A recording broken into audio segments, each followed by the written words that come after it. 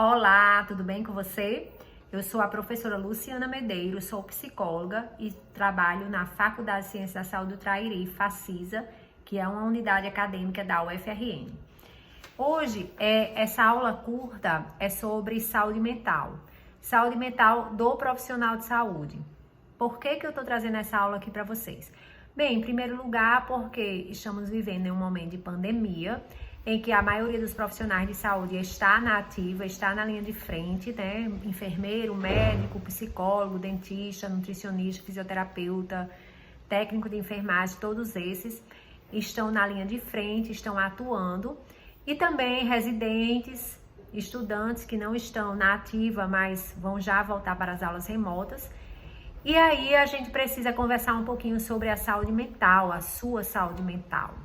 Como é que é isso da gente trabalhar com o outro, né? Trabalhar com um paciente, com um usuário ou com um cliente que está em sofrimento e a gente não se cuidar e a gente não ter tempo para se cuidar. Como é que é isso?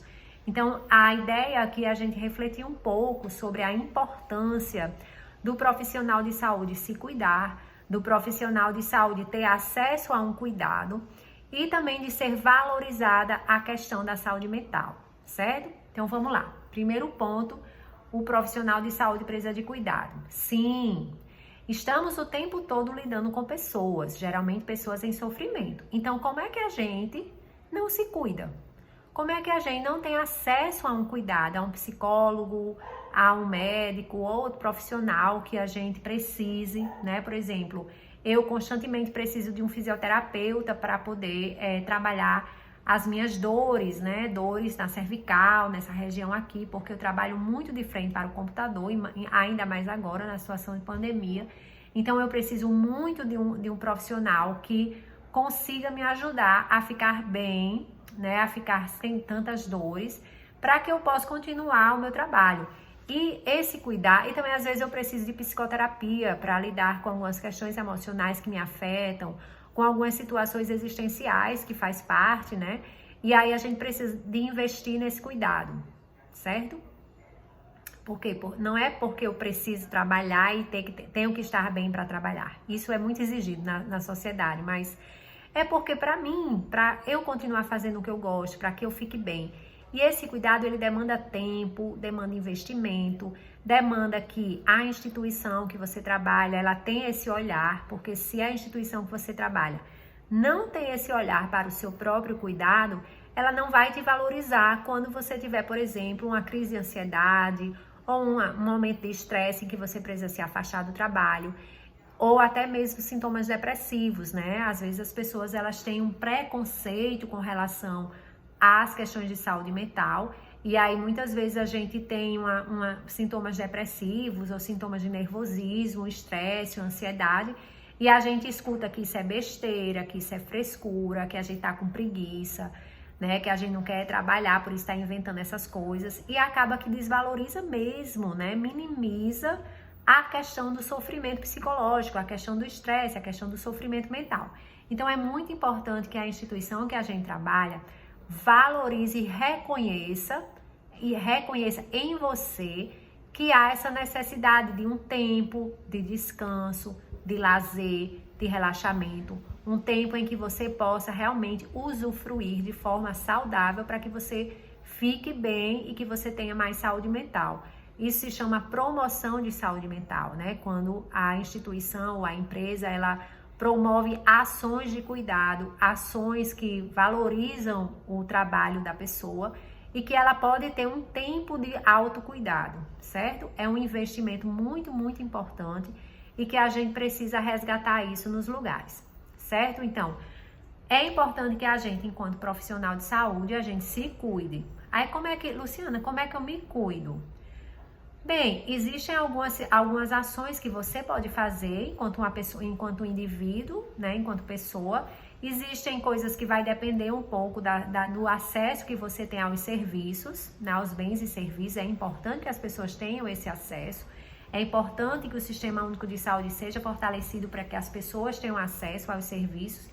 E aí a gente precisa, então são duas coisas importantes. Uma é a questão individual, o que é que eu posso fazer enquanto autocuidado, né? Por exemplo, uma atividade física que eu mesma possa fazer, uma alimentação que eu mesma possa cuidar, trabalhar essa questão, manejar melhor essa questão do estresse, né? Das angústias diárias. E algumas dessas coisas é possível fazer por mim mesma, certo? Já outras coisas não. Já outras coisas eu dependo do acesso ao serviço, eu dependo da instituição que eu trabalho, eu dependo de uma série de coisas que são coletivas, né? Às vezes um processo de trabalho mais tranquilo e não tão angustiante como muitas vezes a gente tem. Às vezes um processo de trabalho em que haja essa reflexão para que se torne menos adoecedora para a pessoa. Então isso precisa ser refletido o tempo todo, a gente com a gente mesmo, e o outro com ele mesmo. E o grupo, em grupo, fazer uma reflexão sobre como é que está esse processo de trabalho, como é que vocês estão, enquanto grupo, lidando com as questões de estresse e as questões de sofrimento psicológico que estão acontecendo no seu contexto de trabalho, certo? Então, a saúde mental, ela não depende só de você enquanto pessoa, ela depende também de todo um projeto social, cultural, histórico, que valorize isso, que não invisibilize o sofrimento psicológico que as pessoas têm. Porque senão a gente fica naquele discurso de que o indivíduo sofre porque quer, de que a pessoa tem depressão porque é preguiçosa, porque tem frescura, né? De que a ansiedade você pode resolver sozinha, né? Em casa. E não é assim, né? As questões de saúde mental, elas não são individualizadas, elas são também coletivas. Então é importante que haja esse tipo de reflexão e que essas questões elas não fiquem invisibilizadas no contexto em que você está, em que você trabalha, em que você vive. Porque o que a gente mais vê é essa invisibilização, vamos dizer assim, das situações de saúde mental, de sofrimento psicológico que as pessoas passam. E muitas vezes esse sofrimento psicológico, ele vem da onde? Vem dos processos de trabalho, vem da situação em que a gente vivencia às vezes, em que você vivencia às vezes no seu local de trabalho, ou na sua turma, né, se você é um estudante, ou no seu grupo, na sua vizinhança, na sua família, né? A família também pode ser muito adoecedora. Então, como é que você vai assumir para você a responsabilidade de se cuidar sozinho, quando muitas vezes quem está ali adoecendo é quem está perto de você, seja no trabalho, seja na família, seja nas amizades, entendeu? Então é muito importante que a gente reflita sobre isso e que a gente pense assim, peraí, o que é possível para mim agora nesse momento? É possível lidar com esse tipo de situação? É possível que eu trabalhe esse tipo de situação aqui? Ou depende só de mim? Será que não depende também de toda uma coletividade que vai me ajudar a lidar melhor com a questão de saúde mental? Ou será que eu preciso mudar alguma coisa junto com meus colegas, com meus vizinhos, com minha família, para que haja uma melhor visibilidade dessas questões, né? Então é muito importante que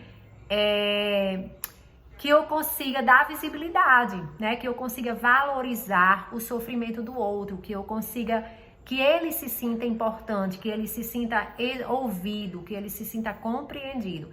E que a gente comece a desconstruir essa ideia de que o sofrimento psicológico, sintomas depressivos, sintomas de ansiedade, estresse, é só da pessoa, é culpa. Não existe essa coisa de culpa, né? A pessoa não pode resolver sozinha, não pode. Muitas vezes tem tudo a ver com os processos de trabalho, tem tudo a ver com a exigência que a pessoa sofre no seu lugar, né? No canto que ela está, na família e tal.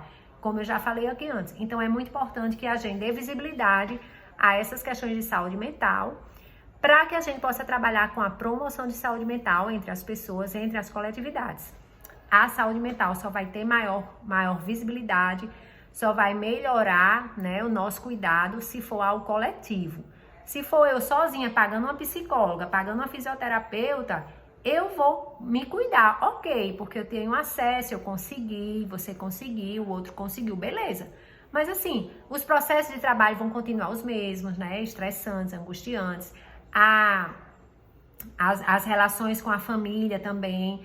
E aí, né? Eu posso mudar alguma coisa? Posso, fazendo psicoterapia, fazendo outras coisas, mas muitas vezes a gente precisa mudar também a nível macro social, meso-social, para que aquilo dali não fique sempre retornando para mim, né? Ou para você. Entenderam? Ficou claro o que eu tô querendo dizer?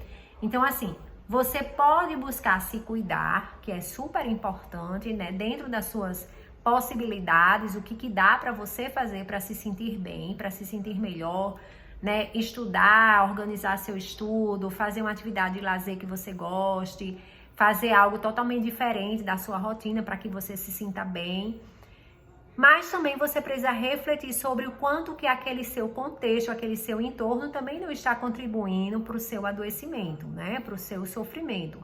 Para que você possa ver o que é possível fazer em coletividade, né? Com a coletividade, tá bom? Bem, por enquanto é isso. Eu espero que vocês tenham gostado. E se tiver alguma dúvida, algum comentário, é só deixar aqui embaixo, tá bom? Tudo de bom. Beijo!